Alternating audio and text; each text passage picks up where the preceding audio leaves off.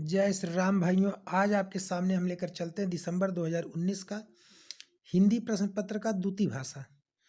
ठीक है, तो हम चलते हैं प्रश्न 121 से 135 तक। आपका जो पेडागोजी है उसको हम लेकर चलते हैं। ठीक है दोस्तों, तो चलते हैं आपका प्रश्न नंबर 121 की तरफ।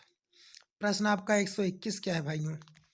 कह रहा है प्राथमिक स्तर पर बच्चों में लिखने का कौशल इस सीमा तक हो कि वे, कह रहा है प्राथमिक स्तर पर बच्चों का जो कौशल है लिखने की इस सीमा तक होना चाहिए। मतलब कौन सी सीमा तक होना चाहिए? सुंदर अक्षरों में लिख सके, छोटी कहानी लिख सके, विभिन्न उद्देश्यों के लिए लिख सके, मानक वर्तनी में लिख सके।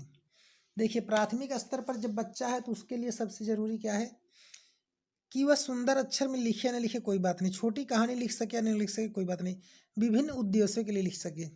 जैसे उसे कहीं जाना है, कोई बात कोई किसी ने बोला नोट करना, कोई चीज़ किसी का नाम लिखना, कुछ सामान लिखना, ये सब चीज़ें वो कर सके। ठीक है, यही इतना तक बच्चे को आना चाहे। तो आपका क्या हो जाएगा? तीसरा हो जाएगा।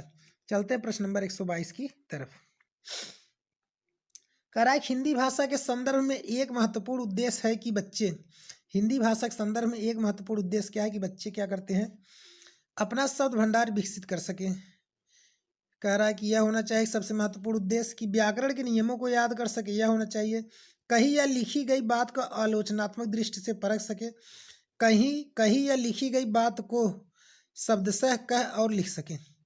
तो देखिए, बच्चे को क्या है, जब आप कोई चीज़, मतलब प्राथमिक स्तर का बच्चा है तो आपने उसको जो कहा या लिखा उसको क्या करे, वो परख सके, जांच सके, पड़ताल सके, या सर ने क्या कहा या क्या लिखा गया। ठीक है, तो ऑप्शन तीसरा हो जाएगा। चलते हैं प्रश्न नंबर 123 की तरफ। कह रहा है प्राथमिक स्तर पर हिंदी भाषा का शिक्षण करते समय, प्राथमिक स्तर पर हिंदी भाषा का शिक्षण करते समय आप किस बिंदु पर सर्वाधिक बल देंगे? मतलब जब आप प्राथमिक स्तर पर बच्चों को पढ़ा रहे हैं तो उस समय आप बच्चों के किस बात पर सबसे ज्यादा बल देंगे? कह रहा है हिंदी भाषा के मुहावरे और लोकोक्तियां पर, हिंदी भाषा की विभिन्न वाक्य संरचनाएं पर, हिंदी भाषा का सौंदर्य और आंचलिकता पर, हिंदी भाषा की मानक वर्तनी पर। बात किसकी हो रही है? प्राथमिक स्तर की।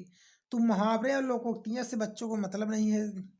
हिंदी भाषा की विभिन्न वाक्य रचनाएं पर, या फिर कह रहा है हिंदी भाषा का सौंदर्य और आंचलिकता पर। देखिए, यहाँ पर आपका दो भी हो सकता है, तीन भी। ठीक है, तो जो सबसे ज्यादा महत्वपूर्ण होगा, भाषा का जो सौंदर्य, आप किस हिसाब से बात आपकी करने की जो शैली है, बच्चों की कौन सी शैली आपको ज्यादा अच्छी लग रही है, इस पर निर्भर करेगा। तो ऑप्शन तीसरा हो जाएगा। चलते हैं प्रश्न नंबर 124 की तरफ। कह रहा है कि पहली कक्षा की हिंदी भाषा की पाठ्य पुस्तक में आप किस विधा का सबसे अधिक महत्व देंगे? कह रहा है पहली कक्षा का जो हिंदी भाषा है आप किसको सबसे ज्यादा महत्व देंगे? कहानी को, नाटक को, डायरी को, या निबंध को?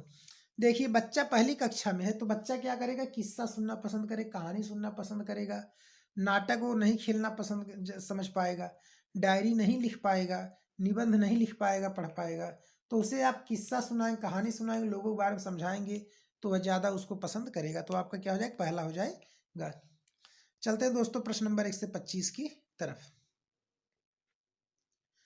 प्रश्न 125 कह रहा है भाइयों कि पढ़ने का प्रारंभ से ही हो कि किसी उद्देश्य के लिए हो। पढ़ने का प्रारंभ कहाँ से होता है? मतलब यह चीज आपको बताना है कि अक्षर से होता है, शब्द से होता है, वाक्य से होता है, अर्थ से होता है।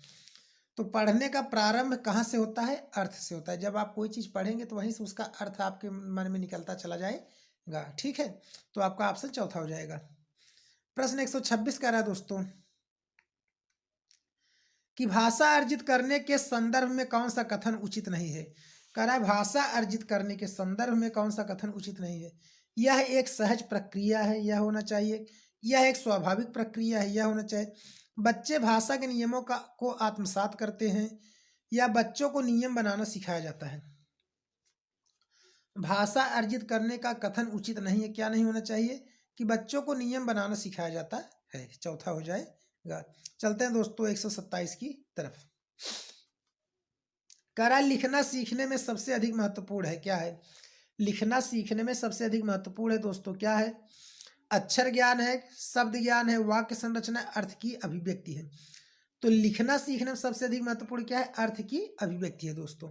चलते हैं प्रश्न नंबर 128 की तरफ।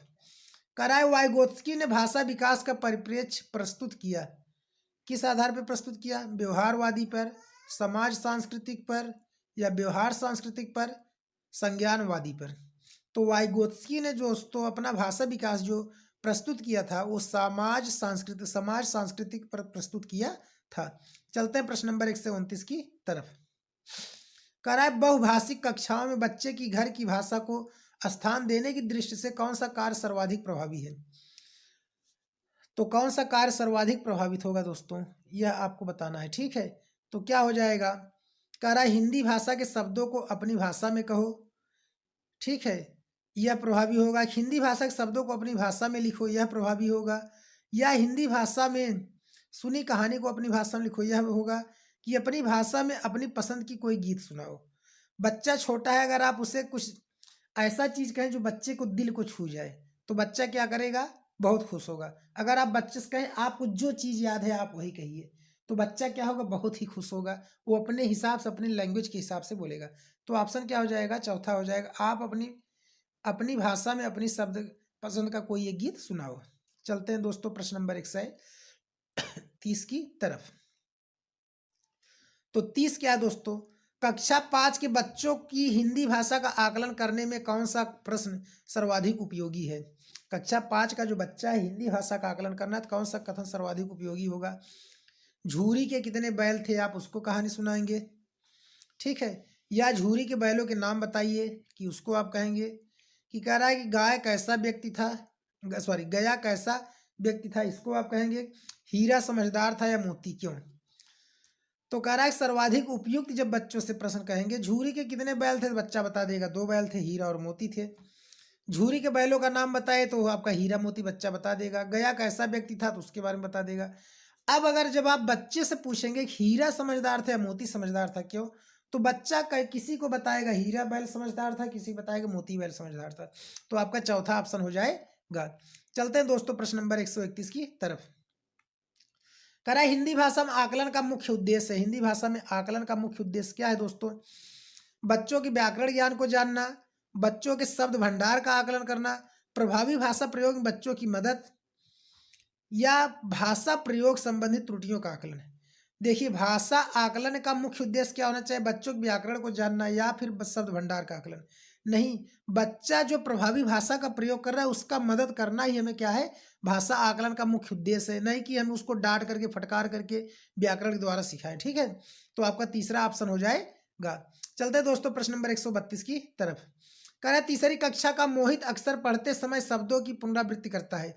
तीसरी कक्षा का जो मोहित है अक्सर पढ़ते समय शब्दों की पुनरावृत्ति करता है। आप उसके पठन के बारे में क्या कहेंगे? ठीक है, उसे पढ़ना नहीं आता, यह कहेंगे। उसे पढ़ने में बहुत कठिनाई होती, यह कहेंगे। वह अर्थ की खोज में पुनरावृत्ति करता है, यह कहेंगे। उसे शब्द पढ़ने में कठिनाई होती है, आप यह कहेंगे। तो क्या कहेंगे दोस्तों?